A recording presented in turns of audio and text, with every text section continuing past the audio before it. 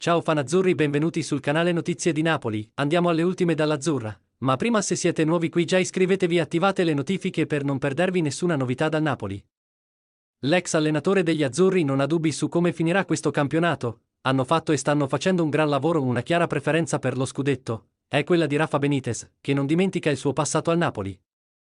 L'allenatore spagnolo indica proprio gli azzurri per il tricolore, anche a discapito di un'altra ex, ossia l'Inter. E poi chiede all'ambiente azzurro di non prendere la sua previsione come un modo per portare sfortuna. Benitez: mi farebbe piacere il tricolore a Napoli. Benitez conferma di simpatizzare ancora Napoli. Mi farebbe piacere il tricolore in questa città e credo anche che sia una possibilità concreta, che questo possa essere l'anno giusto per la formazione partenopea.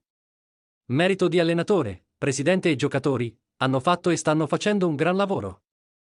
Poi Benitez si ricorda che Napoli è anche la città dei cornetti. Non vorrei che Spalletti e De Laurentiis possano pensare che questo mio pronostico porti sfortuna al Napoli. E l'ultima cosa che voglio è, infatti sto toccando ferro. Ehi fan di Azzurra, le voci concordano con Benitez? Lascia la tua opinione nei commenti perché è molto importante per il Napoli.